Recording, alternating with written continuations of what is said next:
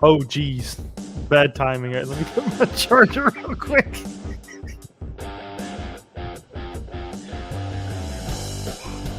Welcome to the Checkered Flag Racing Podcast, episode number 4. Not a good start out of our fella from the bottom right, David.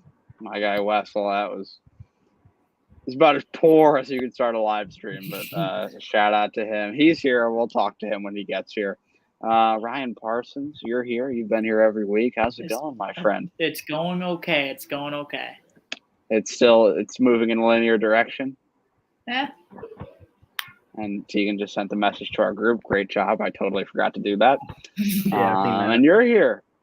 I am. I'm always fan. here. Back-to-back wins. How are you feeling? It must be on cloud 9 right now after 65 races for that one. Feels like old times. Feels like 2020 again. Yeah. I mean, is it similar to you to that? Like, is that the feel you're getting right now? A little bit. I think they've been fast for a while.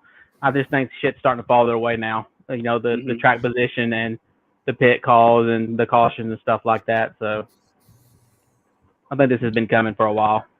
Yeah, and I definitely think Kevin Harvick's not a guy you want to let get hot at this time of season. I mean, he knows how to do it. He's been in the championship for probably 5 or 6 times now.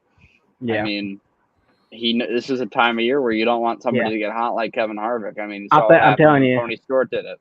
If he goes to Glen and has a damn solid race, a top 5 finish, contending, I think he's definitely a threat. I think that just shows that he's got the speed for anywhere now. Yeah. And David Wessel, who had maybe one of the worst starts to a podcast anybody could have, he's here. How's it going, my friend? Pretty good. As soon as you cued the music, my laptop battery showed up very low. So not great timing. Anyway, so Richmond was a good race. You know, it wasn't your stereotypical short track race. There were multiple lanes. There was a lot of tire pit strategy. It was similar to the race earlier this year, but I thought I saw people using the high lane a little bit more. I actually really enjoyed it, though. I think Richmond's a good track. Do I think it needs 2 races? No. I think it could be fine with 1 and still be good. You know, you could get to somewhere maybe like Iowa instead of having 2 races there. What did you guys think about it? Whoever wants to go first. Richmond I think it was a nice race. As you saw the clouds come in, you saw which cars were fast on a colder track. Logano's car just faded fast as soon as the clouds came in. You did see some guys use the high lane. Kyle Busch was one of them specifically that you saw. Buescher try to use it to get down to Harvick. I mean, there was a couple guys that just wanted to experiment because it was work. There were sometimes where it would work. I mean, Busch got a run on Gibbs, and you would see him get by him. Granted, it led to a nice little fisticuff on the track. So, yeah, let's talk about that one a little bit. I feel like that is a metaphor to Kyle Busch's contract situation right now. Is the guy that's breathing down his neck maybe to take that seat in the 18 car next season, bumping him out of the way and them having an on-track altercation. Wessel, what's going on with Kyle Busch? Do you think he's going back? And what do you make of Ty Gibbs, pushing back at his 4th Cup race? I mean, it's kind of something that we would expect out of Ty Gibbs. He's never been a pushover in the Xfinity Series, never. So it's kind of like, I mean, you kind of expect it. You rub him, he'll rub you back. Even though, now granted, in that situation, it looked like he kind of came down on Kyle. Maybe Ty didn't see it that way. He the moment type of thing. But in regards to Kyle's contract talks, I mean, the further we get along and nothing's happening, we're hearing that they're not speaking right now with him and Joe Gibbs. So, I mean, I don't know. The further this gets along, the worse it looks. To me, this is the most fascinating situation in NASCAR right now. If you told me at the beginning of the year that Kyle Busch would be out of contract conversations with Joe Gibbs, or wouldn't have a contract for 2023 in mid-August, he'd be out of conversation with Joe Gibbs, and he'd be in conversations with presumably Stuart Haas and reportedly another Chevrolet team. Now, let's go around the horn here a little bit. what do we think that Chevrolet team is? Because I kind of I could see it being two. I think Trackhouse could be in play because it looks like Justin Marks and his investors, they're willing to move mountains to get guys that they would want, and it doesn't seem like money's an issue. They bought Chip Ganassi Racing, a premier organization in NASCAR. So I don't think they're worried about money. And I also think Colleague Racing. Matt Colleague is not afraid to spend money. He wants to win more than anything. I don't really think Matt Colleague's in it for the business. I think Matt Colleague's in it to make money and win, to win, not make money. So Tegan, what do you think's going on? Where do you think Kyle is going to go? And I mean, do we think Ty Gibbs is in the 18 next year? I'm like Wessel. I think the more further down the road it goes, the more likely it is that Kyle Busch is not going to be in that 18 car. Whether he's back in another Toyota is a different story with Kurt's situation going on. Whether Chevy team pony ups the money, I don't see how Kyle Busch will get along with Chastain, especially right now. But I still think Stewart-Haas is the top option, just because I think Ford only has two premier teams out there. I think Ford learned their lesson with letting Kyle Larson go. That was a big mess up, and Tony Stewart should not have let that happen. I don't think Stewart will make that mistake again. I think he'll have the backing to get Kyle if needed, and I think Ford might be willing to even. I mean, this is the first week I've heard Kyle Busch actually bring up the truck team program being involved in the contract talk. So that tells me that he's talking about that too when he's talking to these other teams. So he's wanting to. It's a package deal. If you got to have Kyle, you got to have his development team too. So, and that may be a good thing for Ford. Ford don't have a lot of development in the Xfinity series and not much in the truck. So I think it'd be a big gain for Stewart-Haas. You know, whether we lose Eric or Cole Custer, it's a big gain either way if you can't gain Kyle Busch. It makes no sense to pass that up. And basically Harvick's already gave that out. Like he would be 100% behind having Kyle Busch as a teammate. To be honest, Kevin's probably going to be there for another year or two anyway, so it's no skin off his back. But another car that could be out there, you know, running his pace will help all four cars. Ryan, you had your fingers crossed there the whole time. It seems like you're really, really wanting Kyle Busch. I would love to see a Kyle Busch in that Stewart-Haas car. That would give two drivers that have been pretty elite their whole careers. And to see that the Gibbs contract situation has gone south is something that I never would have seen, especially with two championships from Busch. I just never would have thought to see him just get the cold shoulder like that. And with his developmental team in play here, Stewart and Gene will pull the money to get him because they lost Thor to Toyota. So why not kick Toyota in the butt and say, we're going to take KBM from you. You put your money where your mouth is. You let Larson walk to Chevy. You may as well put Busch in a blue oval. And an interesting thing is, you know, a lot of people assume Kyle Busch might retire at the end of this year. No. Like they might be like, oh, he might retire. But that is not the case. He said he wants to race 6 to 8 more years and then share a truck with Brexton while Brexton's coming up. And how old is Braxton? 8? You know? 8, 7 or 8. So Kyle Busch wants to be in the sport for a long time, and I think he definitely can be. I think Kyle Busch absolutely has the talent to be able to stay into his mid-40s because Dale Jr. talked about it on the Dale Jr. Download last week. Kyle Busch is entering the time where drivers peak at their ability. And he's got about 5 or 6 years before maybe he would have a decline in skill. Have we seen that already? Maybe. You know, the guys on DVC talk about the less that Kyle Busch, less track time he gets, the worse he does. You know, he was doing great when he won all the nationwide and truck races, but now he's running maybe 5 of those a year and he's not running as many dirt races as he used to. So, and you did mention with Trackhouse being maybe a team that's there. You mentioned that he might not get along with Chastain. Well, Kyle Busch and Ross Chastain made contact this week. Kyle Busch after the race said that he got Chastain. So the Joe Gibbs Racing dislike for Ross Chastain continues. I'll start with you, Wessel. What do you think about Chastain and what happened with Kyle Busch. Old Ross Shitstain shit the bed again. Yeah, I mean, it doesn't matter if it's his fault or not. This guy's in incidents every week, and that's something that he needs to try to stay out of. Like, and it's a really bad habit that he's had this year. I mean, I've looked back almost every race he's been in an incident, even if it like wasn't his fault. This week it definitely looked like it was definitely on him, kind of going up into Busch, spinning him out. But it's wild. I never would have. We all knew that he was an aggressive driver. We knew that from back in Daytona. It was 3-4 years ago when he was in the 77. Was that it? I can't even remember. Mm-hmm. But yeah, we knew it from back then that he was aggressive because coming down on the closing of that race, he forced it 4 wide into turn 1, caused a big ass wreck.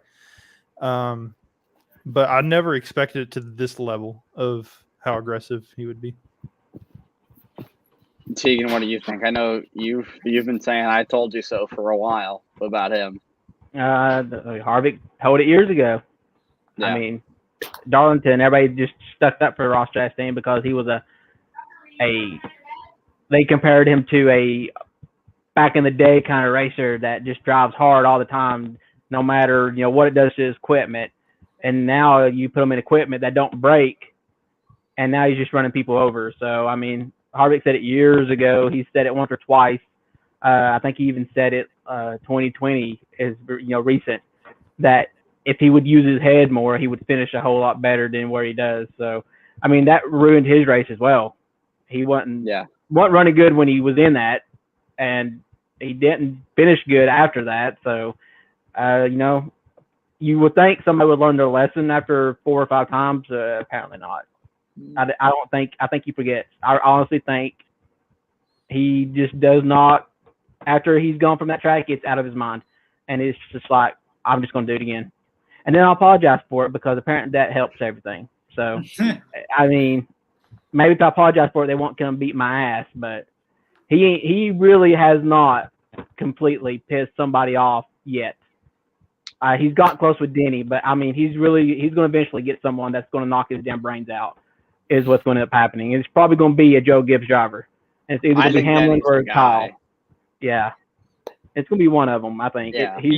With the way Kyle's year's going, if he gets into him again and takes him out, absolutely just takes him out of the race, Kyle will be waiting on his ass somewhere. He'll be like Harvick on top of the hauler waiting on him. Speaking of, can I go ahead, Ryan? Yeah. Can I continue with the Chastain just real fast? I think I saw a quote that when the wreck happened at Michigan with Bell and Chastain, which this is why Hamlin don't like him and why Busch don't like him either. And apparently Christopher Bell is not a fan of him either because he raced him how Chastain has raced everybody. He said it's about more of a respect thing than anything else when it comes to racing. And that's why he threw the block. It sounded like on Chastain. At Michigan, you heard Larson get on his radio and gave him down the road of how he was racing him and he was giving it back to him. So it's even people that he's not wrecking that he's rubbing wrong. So it's not just one organization. It's across the board. People that's not liking what he's doing. I would like to see him wreck a Kyle. I would like to actually see him full-fledged. Like it would look like he dumped Kyle Busch. I know Richmond was kind of a dump. Close. It was pretty close. I want to see him where where he basically ruined Hamlin's race because Busch still ended up getting up into 9th or something. He got back up through the field. His first top 10 in 9 weeks. Yeah, so he got back up there. I want to see what happens if he ruins Kyle Busch's race because or Chase Elliott. Between Chase, we don't want that. Busch or Harvick. If they get ruined by Chastain, like their race is completely ruined because of him, I wouldn't be surprised if either of those 3 come at him and want to throw. Harvick's got kids at the track. He can't do that now. Harvick won't because he's got kids watching now, so he can't. He would have done it at Richmond if it wasn't for the fact that if he didn't, let's say something would have happened to him because Delana nor his kids were at the track that race. No, they're still watching at home though. That's what I'm saying. So I don't see Harvick doing that unless he gives the call and says, "Hey, turn the TV off. I'm about to do something," and then he ain't doing shit. He can't. Okay, we're gonna play a little game of what are the odds. All right, what are the odds that Ross Chastain gets into a huge incident, rivalry type thing? Yeah, pissing match, whatever you want to call it, at either the Roval or Martinsville. I think it happens at the Roval. Give me I'd give it a fat 20-1 odds. give me a 20 to 1. I'm putting $1 million on that. If we're going off of Martinsville, give me a 15-1 odds. If we're talking Roval, give me a 5-1. I'm putting a lot of money on any of the odds that you just gave me because I think it's going to happen at if not one at both because that guy is a menace. Coda, he won the race by. Granted, it was kind of deserved back, but he won the race by dumping somebody. That's a good number, I think. 85% chance. I like that. You will see Chastain, and I swear, if something wrong goes at the Roval, like he full-fledged dumps somebody, that's when the fight breaks out. I think it happens at the. I think that's where he might get in a fight as the Roval. If not, maybe somebody will dump water in his face. Well, hopefully it doesn't miss any corners because he sees ghosts or anything. Sam Darnold driving the car? Kevin Harvick. Anyway, Kevin Harvick, back to back. I talked to a little bit about it with Tegan, but, Ryan and Wessel, Harvick's not a guy you want to let get hot, right? I mean, this could be dangerous. This could be a Tony Stewart-like late season run. Because Tony Stewart was the last guy in the playoffs in 2011 on points, and then he went on to win 5 of the 10 playoff races and win the championship. So, do we think he could be on a Tony Stewart-style late season run, or do we think okay? It's like Harvick. He's not the guy that you want to see peak this late into a season. Definitely not. Because he will 100%. He's a guy that could go out there and he could win 6-7 of these 10 playoff races. He could. I mean, he's that type of guy. We saw it. What was it 2020? I think when he won 11 races that year. 10, 10, and it was 9. It was insane. 9? It was 9. I couldn't remember. But it was Harvick's not a guy that you want to allow to like be peaking right now. You want to try to keep him behind you, definitely. Yeah, Ryan. I agree with that. I mean, it's the wrong decision to let Harvick get hot, and back-to-back wins is saying. And Richmond has been a track that he hasn't won at since 2013. 9 years, yeah. So that track, I think, says, "Hello, boys, be ready. I'm coming to get you." So Harvick is now very happy in that car. Rodney has gotten that car, I think, figured out now. I think with how the new car is. This team is very, very dangerous to watch. And I'll tell you what. Go ahead, Ryan. Finish what you're saying. I mean, I know Logano's car fell off at Richmond, but I mean, once Harvick got to the outside, and Logano. I still think Harvick had the better car, even when the sun was out. Harvick was coming, and Logano was not good on the long run. I didn't think. He wasn't. Regardless of the conditions, Joey was not good on the long run. Definitely not compared to Harvick. Logano took off on the restart and a few laps after that, but you could see people gradually catch him, and Harvick was set for the long run. And I mean, Tegan, we talked about this. I think a couple nights before the race or something like that. You said if Harvick doesn't qualify well, but he does have the race speed. Yeah, Rodney's flipped. He don't worry so much about qualifying setup anymore because you don't have the practice time to figure it out. He literally spent 15 of that 20 minutes out there on the track running laps on the long run. And that tells you right there, when a car does that, they're good. They're not coming in making any changes. They like what they've got. And they made one change in the first stage, and they were set after that. So it's just, I think Rodney's finally figured this car out. It took them the whole season, and they kind of got behind early because they were trying stuff that didn't work as a team, as a whole team. And they've kind of backtracked it and figured it out. And I think even Harvick's went in and figured his stuff out as well. So, I mean, Harvick and Truex and even Kyle have been said that they figured out their craft on the other car, the previous car, and that you couldn't do it with this car. I think you can. And if you let somebody like Harvick or even a Kyle Busch get the opportunity to just start learning this, it's eventually going to go back to the cream will rise to the top. It's going to be who takes the time and the discipline to put into learning this car and what it does every week. And I think Harvick, even at 46 years old, he's going to be 47 in December. He's got all the time in the world. He makes the time with his kids, and he still makes time to learn the stuff for the new car. So I don't honestly think Harvick retires next year. I think he goes another year, maybe two. I think he might race until he's about 50. Unless he just starts falling off like Jimmy Johnson did, I look for Harvick to keep racing. As long as he's having fun and is competitive, I don't think he quits next year. And I would like to add to that real fast. He's having fun now. He's got the car figured out. He's starting to have fun again. You saw him after Richmond and after Michigan. There was a big smile on his face, and I think me and T can both agree, like, this is happy Harvick. He's here to play now. He's having fun now. He feels loose, and he's got the 2 wins. He's for sure locked in now. He's got no problems. And he said you can't count him out, and he's making a lot of people eat crow right now. I'll tell you that. I mean, yeah, a lot of people on Twitter. A lot of people Yep. counted him out and said he's washed up. He's not going to win again. He's not going to make the playoffs. Back-to-back wins put him, I think, in Final Four conversation. He went from being out of the playoffs to Final Four conversation within a 8-day span. I mean, look, he gets another win. He's literally second in points when the playoff starts. Mm-hmm. And he's not bad in points. Right now, he's, 8th or 7th? Yeah. It's not like he's been running mid-20s like the rest of these winners have and just got lucky. He's been running, even with his DNF that he's had here lately, he's still top 7 or 8 points.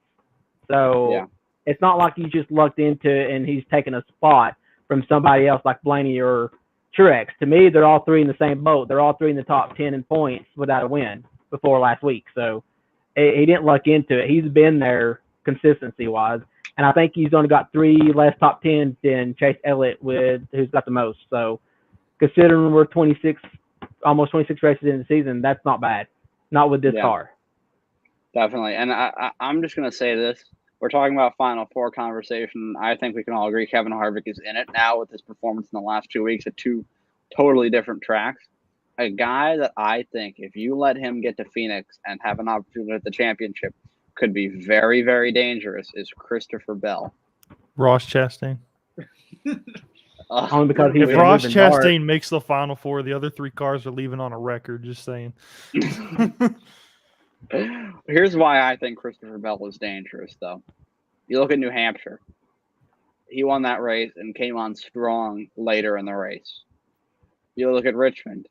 He was about maybe a corner or a lap away from being able to win that race. What tracks would you compare Phoenix to? Richmond. New Hampshire as well, I'd say. Yeah, it's flat. So, it's like a cross of Richmond and New Hampshire, yeah. And Christopher Bell, is sneakily like 6th in points. And he's had like 7 top 5s, like 15 top 10s. So Christopher Bell is a guy that I think if you got a little money to spare right now, throw $10 down on Christopher Bell to win the championship. Just for fun. I wish I had bet the last 2 weeks on Harvick. I could have made bank. I'm so mad. Somebody on Twitter won $6,000 because they betted on Harvick. I'm like, oh my God, dude. I wish I had that money to bet, but and he was a Harvick fan, so it made it even better. It wasn't like he was betting on just because, just to be betting. He was betting on his driver, and he won $6,000 for it. So, but is there a guy his odds went up? Mm-hmm. Is there a guy though right now at JHR that you think has a better chance of the Final Four than Christopher Bell? I mean, he's been the most impressive to me. And I think that a track like Phoenix could really, really play into his strengths. He's been more consistent than the other 3.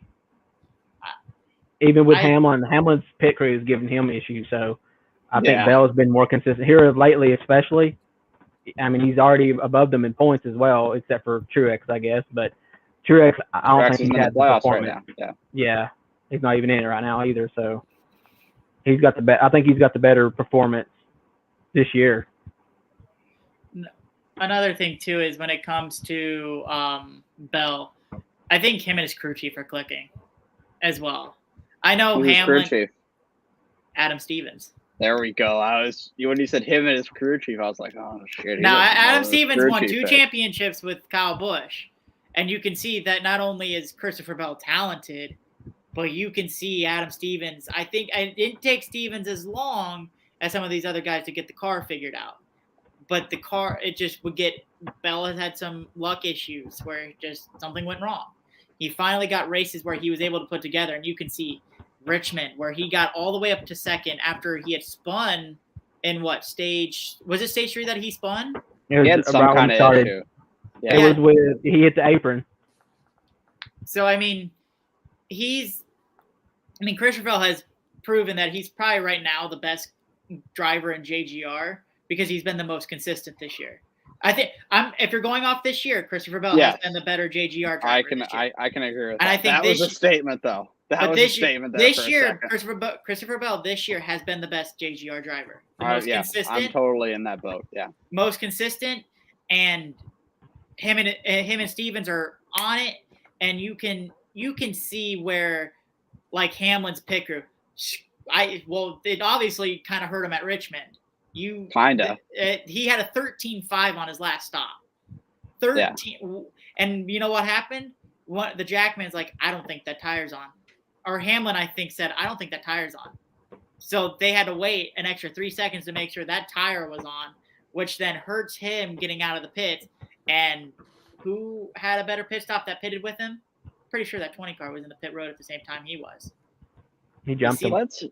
Let's talk a little bit about pit issues here. Our boy Bradley is down horrendously right now. And Alex JB. Bowman and JB, both Bowman fans. Alex Bowman had some pit issues that mired him back to the 20s and, really took him out of a chance at a decent finish at that race.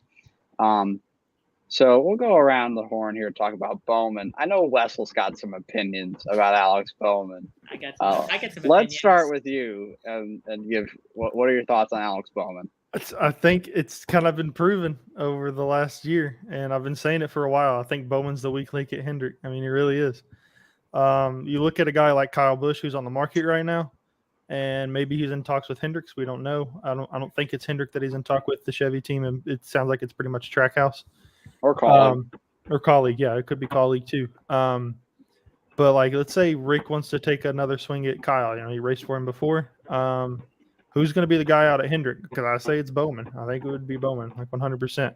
He's been the worst performing Hendrick car so far this year. Byron's not too far ahead of him.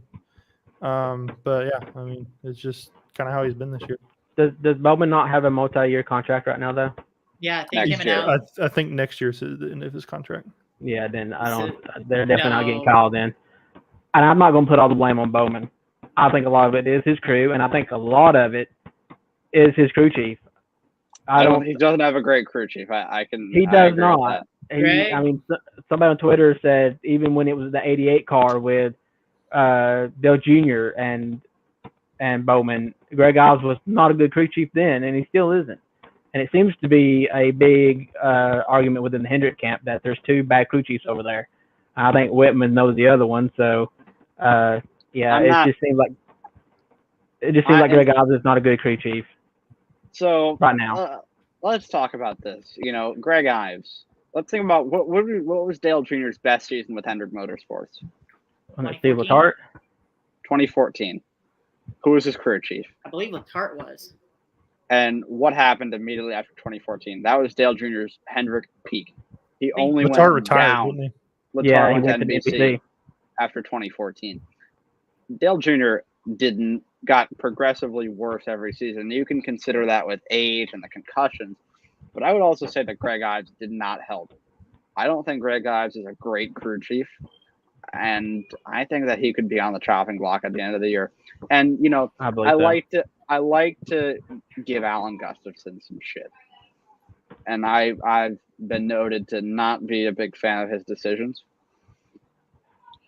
I'll be honest, I can't complain about Alan Gustafson as a crew chief because I don't like his strategy decisions. I think he is clueless in strategy at times. But I don't doubt his ability to set up a car. because, not many guys can set up championship caliber cars, because he was Mark Martin's crew chief in 2009. He was Jeff's crew chief in 2011 when I think he was a championship level driver. 2014 for Jeff. You saw how good Chase was in 2017 and then 2020, 2021, and this year with Chase. I mean, it seems like Alan and Chase have really, really clicked, and I doubt you'll see that pairing change anytime soon. You probably shouldn't. I mean, that's the one crew chief that, besides Cliff Daniels and Larson, that you don't move. You leave those two teams be. You give Rudy another year or two with Byron, see what happens. Bowman is the one for sure that needs a new crew chief. Greg Ives has, I don't know how to explain it besides he's been god awful this year for Bowman. And I think they need to get rid of Ives for next year and see what Bowman could do with at least a somewhat competent crew chief, because it doesn't look like Ives is competent at what he's doing. He looks bad. The pit right, crew, he won 4 races last year. I mean, he's competent. Is he good? I don't think so. But look at this year. Competent though. Look at this year. Look at this year though. They've after his one win, completely fallen off. His driver's in the playoffs. Hey, he ain't gonna last long. You better be glad he's got drivers below him that's been shittier.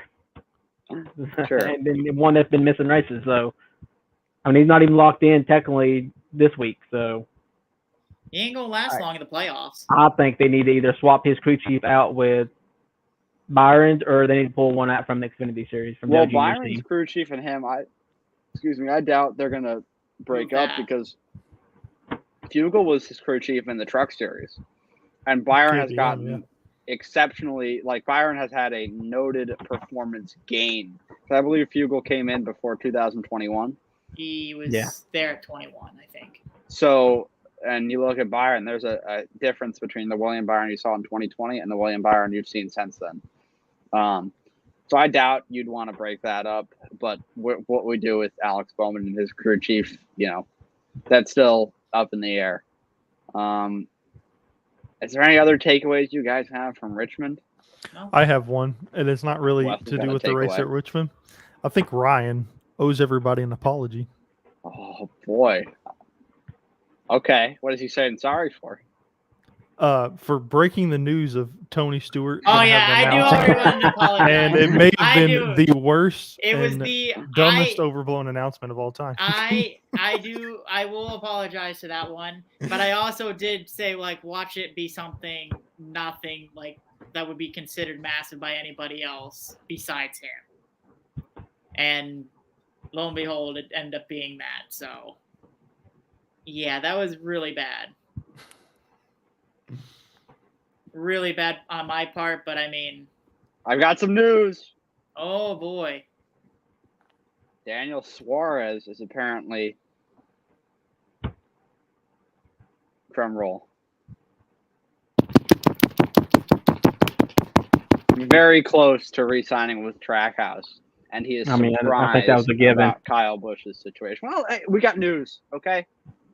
And that's what you want to call it. I think Trackhouse is actually a point that I wanted to talk about here. Kimi Räikkönen is making his NASCAR Cup Series debut this week at Watkins Glen in the Project 91 car. That's Trackhouse's entry that they're fielding for international drivers from different forms of motorsports to enter NASCAR for a one-off race and see what they can do. And I think that Kimi Räikkönen, because, this is the first time in a long time that we've had a road ringer in a competitive car. So what are your I don't know, out of the three of us, I think maybe Wessel is most Formula One knowledgeable, maybe Ryan. Sorry, Tegan. No. But I will say this. He's in a cup field that, in the last 20 years has started taking road course more serious. 20 years ago, he'd be like Robbie Gordon Bohr said, he'd probably be out there top 5 in it. But now, I just don't. He's not used to that car. He's never been in one till this week. I just don't think he may compete for a top 20. I don't think he'll be up there winning it unless some Mickey Mouse bullshit goes down at the end. That's the only way he gets even a top 5 finish, in my opinion. So I think Kimi Räikkönen will get a top 15. Because you look at Kimi Räikkönen, he tried out NASCAR in like 2011. He ran a truck and an Xfinity race, I believe, and he actually did not do terrible. Like, he ran decent lap times. He got into some incidents. I don't think he finished well. He had a pit issue at one point, and he ran over debris, I think, in this Xfinity race. But he showed signs of adapting to the car quickly. He raced Rallycross in his F1 hiatus after 2008 or 9, I believe. So Kimi Räikkönen he easily adapts to different types of cars. So, and I think, the VIR test, he has laps in this next-gen car. And with how advanced simulators are now, you assume he's been there for most of the week at Trackhouse. I think Kimi Räikkönen can get a top 15 finish. Because when you think about it, even in a car that level, like when you think of Marcus Ambrose in the 9 car, that was not as good as Trackhouse is this season. You think about AJ Allmendinger in the 47, that is not as good as Trackhouse is this season. So you put a talented road course racer in probably one of the top teams this year. We haven't seen that in a long, long time, to like put a specific road ringer in a top ride. So I look for Kimi Räikkönen to maybe turn some heads. I think a reasonable expectation is a top 20, top 15. But I wouldn't be surprised if he does even better than that.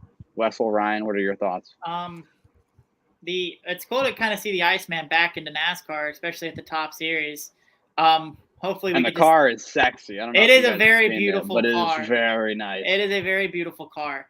I hope to see the same old cold interviews that he does with reporters. Hopefully, just the straight face reporters. With the reporters, I think he'll do good. Top 15 is the most realistic finish for him. But if he creeps in like in the top 10, I wouldn't also be surprised by that. Like you said, he won an F1 championship, didn't he, early in his career? 2007. Yeah. Okay, so in 2007 he won an F1 championship, and he was a really good F1 driver for a good while in good equipment. And he also, I believe, won a race when Lotus was in there back in NASCAR for a little bit. He got a P3 in the championship, I believe, for Lotus in 2012. Which no one would have expected that one a little bit. So you could see that I think Räikkönen will do good. He's got some laps in. He got to do the test run too as well. I think Räikkönen will have a fun time. All right, Wessel, what are your thoughts? I completely agree with all of you. It's like I kind of see him running more around 11th to 12th this race. Similar to what Tegan said, the Cup drivers now have adapted to road courses. They've had to because they run 6-7 road courses a year now. And I don't really feel like we get that road ringer dominance like we used to. Like you would see Montoya going off at Sonoma or Ambrose going off at Watkins Glen. We don't really see that a whole lot anymore. Yeah, because these drivers have had to get better at these tracks. We see guys like Chase Elliott, very good at road courses. Both of the Trackhouse cars, very good at road courses. Reddick, good at road courses. Both of his wins this year have been on road courses. And it's something that these Cup drivers have adapted to. So I think he's going to have trouble with that. Best case scenario, I think I see him maybe running 8th, 9th, but I'm looking more back to in the top 15. And to even further my point before, have you seen a team that might be better than Trackhouse as a whole on road courses this year? No. So if there's a ride that he can get, that's about as good as he can do right now at a road course. So I look for Kimi Räikkönen to do well. Don't be surprised if he can maybe sneak a top 5. That could be a huge story. It would be fun to see. But Watkins Glen, what are our expectations? Do we see a 16th winner? Spoiler alert, I don't think we do. But what are your guys' expectations for Watkins Glen this week? No new winner. We're going to see we could see Reddick or Chase win it. I think those are the top 2 guys I could think of winning, top 2 road course guys. I see no chance of there being a new winner. If there is, then I'm going to be a little mad because the only 2 non-playoff drivers that I could see making a push is the 17 and the 34 who had really, really good runs at Sonoma. Oh, you're talking about this week. Was involved. Yeah. Okay. Chris Buescher and Michael McDowell. Yeah, no, I agree. They both had really, really good runs at Sonoma, so they've proven that they have some decent road course running. Now, I don't see them being up there for too long. I think Watkins Glen's going to play different than what Sonoma did. Honestly, it'll play out a lot differently. You'll see. I'm just going to say your winner's either going to be Tyler Reddick or Chase Elliott right now. Wessel? So Watkins Glen is not a very technical road course. It's a very high-speed road course. It's a track that Truex is very good at. Now, granted, JGR has not been very good on road courses this year, but this is a different style of road course. It's very fast. It's not very technical. I would look for – I don't think we're going to have a new winner, but I would look for Truex to have a pretty good race. Keegan? Did the 17 not have his tire test at this track and figure out their road course program? Was it not the Glen? I'm not sure. I know I believe it was. I think it was Penske that did that. I don't think it was 17. Roush. It was a 17 car. That's what made him turn around at Sonoma. So I'm telling you better watch that 17 car this weekend. He could be the one that takes Truex and Blaney right out of it. Yeah, we didn't talk about him much about his performance at Richmond. He made it interesting there for a little while. Chris Buescher almost pulled that off. What did we think about his whole, almost a win at Richmond? It was a great performance from him. He gave Harvick a little bit of trouble, but I mean, what did I say? You think lap traffic for that? I mean, look who he was trying to lap. He was trying to lap the 6 car. I was gonna say. I said in the our league Discord, I said, watch the 6 to cause issues. What did Harvick do? He said, get the hell out of my way. You're not screwing me out of this one. Harvick got impatient and said, Brad, I understand your car's behind me, but piss off. The Goodyear tire test at Watkins Glen was a 2-day test in mid to late May. And the drivers participating were William Byron, Martin Truex Jr., and Chris Buescher. So, yeah, that's what turned it. That's where they figured out their road course program, and it helped them at Sonoma, a track where there's tire wear. So, I'm telling you, that's the car you need to watch this weekend. It's the 17 car. My prediction. Let's go around. We'll do our predictions and maybe talk a little bit about our league race and then wrap it up. My prediction for this week, I think this is Chase Elliott's either best or second best road course. So I'm going to say Chase Elliott wins and gets his 5th win of the year and clinches the record. He's going to clinch the regular season championship, really no matter what this week. But I think Chase Elliott wins this race and gets his 5th win of the season. Tegan, who do you got? I'm not going to make a call for a winner because just this car, it's throwing some curveballs. But I think you're going to see more cars. I think you're going to see cars up there that haven't won this year. That's going to make some people sweat. That's going to make even Kurt Busch and Blaney and Truex. They're going to sweat it out. I think there's going to be more non-winners up in the top 5 and 10 this weekend than there has been all year. Give me one pick. If you had to pick one guy, your life depends on it. You got to pick a winner this week. Who is it? Just based on the last 2 road courses, I'm going to go with Reddick. Okay. I just think they have figured it out, yeah. Wessel? I think it could end up being a guy who's been kind of quiet these last few weeks. He got a win earlier in the year. He dominated last year. I'm going to go Kyle Larson. Oh. Okay. Ryan?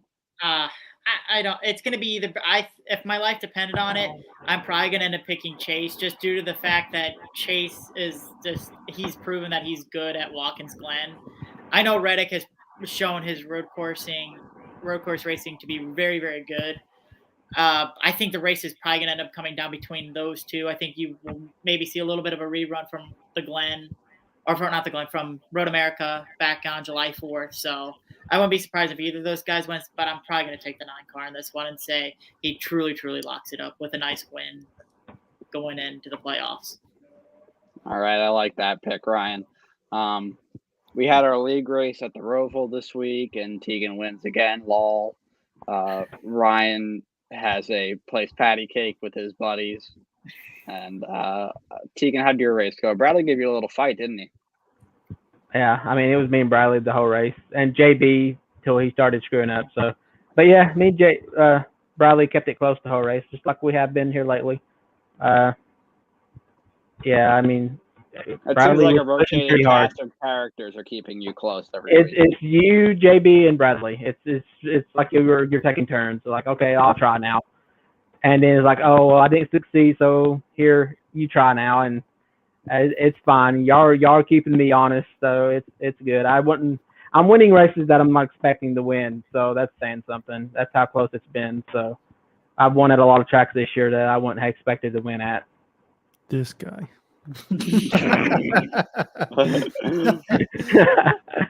I mean, the Roval, we had practice all week, and Bradley was just way better every time we would practice together, and it just seems like race time gets here and the whole lobby changes. So like everybody's complaining about it, and I guess it came to me.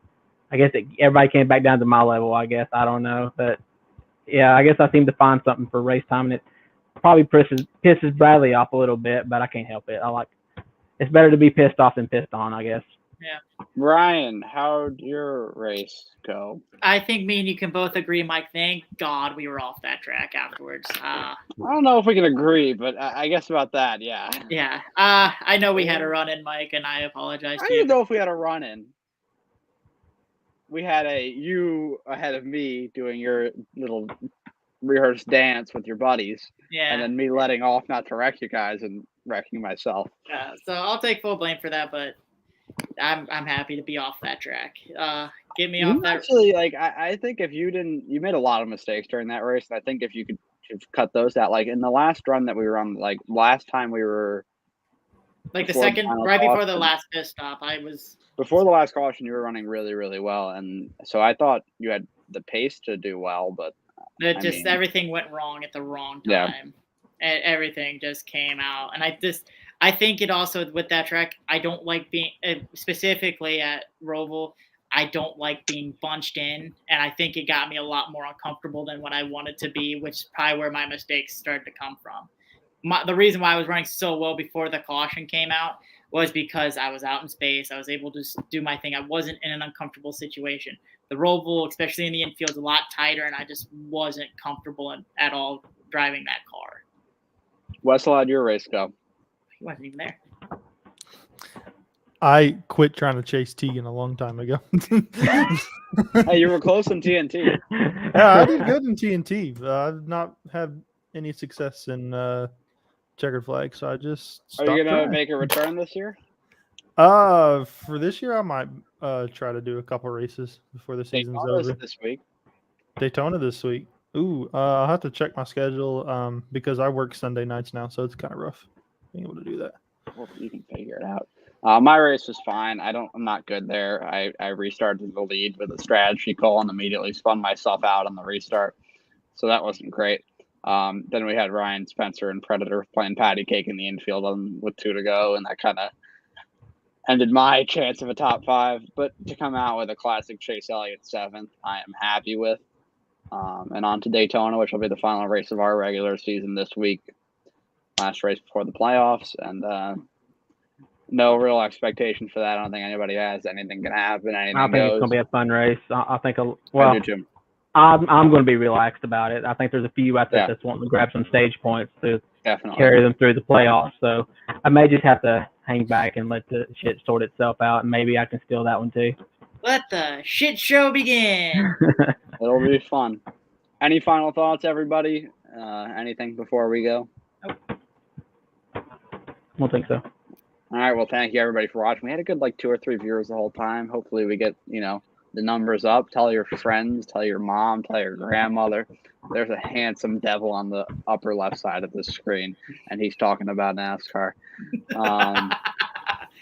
Don't be sounding like Blaney trying to get the popular vote for most popular driver.